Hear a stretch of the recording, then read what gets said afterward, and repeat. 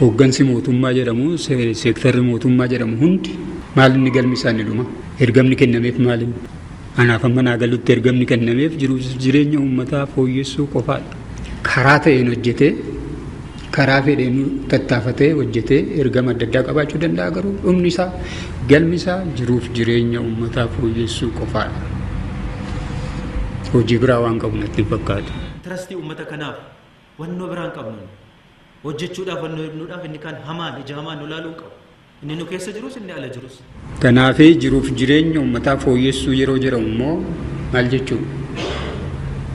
Inni jalqabaa namni nyaatee buluu hin dandeenye nyaatee akka inni gochuu danda'uudha ol hojii inni jalqabaa jiraachuu hin danda'u. Abbaan barbaade immoo ija diimeffachuu miti dhiigaa haboora'u faayidaa uummata kanaaf nutu dura bu'ee qabsaa'uu qaba. Eegsisuu qaba. Fayyadamummaa uummataa maaliin sirna kanarraa hojumaata kanarraa adeemsa kanarraa fayyadameera jechuudhaaf maaliin namni agabuu bulaa ture har'a nyaatee buluu danda'uu isaa mirkaneeffate qofa. Kanaachi maal godhaaf dhaadannoon keenya? Innoo garaa maratee bulaa jira, agabuu bulaa jira, oolaa jira. Dhaadannoon nuti dhageessisnu maal godhaaf?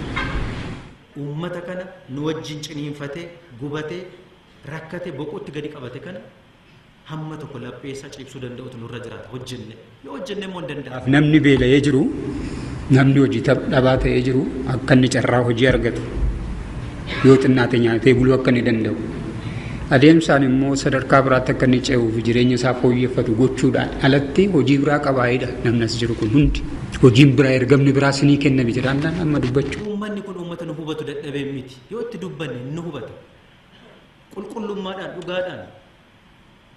Amma isaan uummata keenya sa'aatii 3 odeessinu warraaqsa dimookiraasii maati waan qeessaa keessa jiru dhugaa jiru haqa jiru waan lapheessaa keessa jiru yoo itti dubbanne hin nu amana hin nu dhagaa hin arga hin beeka waan ta'eef.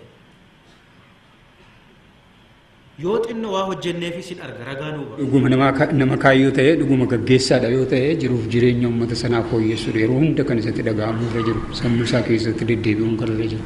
Kanaaf eenyurraayyuu waan biraa wanti inni eegu jiraachuu hin danda'u jechuudha. Yeroo dhimma kanarratti qoofamu qoosaan asirratti gaggeeffamu lubbuu namaarratti jireenya namaarratti qoosaa gaggeeffamu ta'uusaa yaaduu danda'utu irra jira. Inni qoosus inni yeroo qoofamu dhaggeeffatus. Ajandaa biraan qabnu gatiitti kaffallee jira uummata kanaaf jennee itti dhukkubsannee itti dhamaanee jireenya keenya itti dhabnee jira abbaan barbaade nu harkatti balleessuu hin danda'u. Dhimma faayidaa uummata. Nyaatee nyaannee bulla. Namni nyaatee buluu hin dandeenye garuu meeqa jira miliyoonaan lakkaa'amu jira. Nu kana miti kan duuba keenyaa nutti dhaga'amu sammuu keenya keessaa duubaa kan nu dhiibu isa kana otoo hin ta'in asitti arraba babbareechifannee gabasa dhiyeessuudhaaf waan rakasa ta'e jechaadha. Yakka akkamii akka hojjetaa jiru miti kan itti dhaga'amu isatti.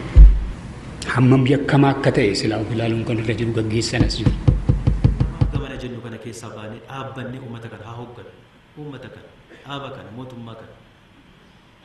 Sana immoo kan hoogganu laphee amma uummanni nutti deebise kana xurii keenya of keessaati hattuu fi sobduu baaltituu bobaa nama jala galtee itti waa argachuudhaaf yaadduu kana warra suusii hannaa qaban kana of keessaa baasuudha.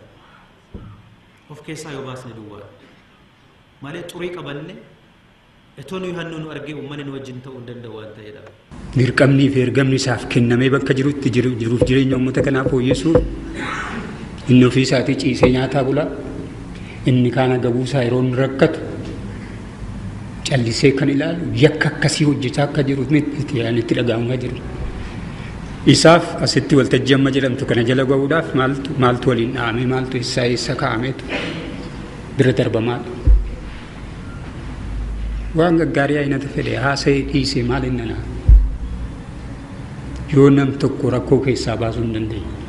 Waan gaarii argannee jirra uummanni keenya hundaa'uun uummata keenya nuti kan barbaadu abbaan barbaade gara barbaadetti adeema uummanni keenya nu wajjiniin jira taanaan waan nuti hin hojjenne hin jiru har'a nu wajjiniin jira uummanni keenya waan ta'eef kana qabannee injifannoo amma arganne kanatti qabanne rakkoo ammaan dura keessa turre keessatti karaa hin deebineen jabaannee hojjenne hojii kanaa ol bu'a qabeessa ta'e hojjechuu dandeenya waan ta'eef akkasitti jabaannee hojjennu kan jedhuma.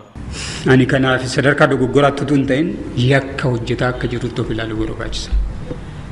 Hawaasa irratti, uummata kana irratti si bulchinaa, si gaggeessinaa, maal si goona jennee isumarratti deebisnee yakka hojjetaa jiraachuu keenyaan nutti dhaga'amuun kan irra jiru. Ji'a 7 booda har'a wal gaheetu kana fooyyessina gara fuulduraatti akkas goone maaloo goone edda namni meeqa beelaan rakkatee booda jecha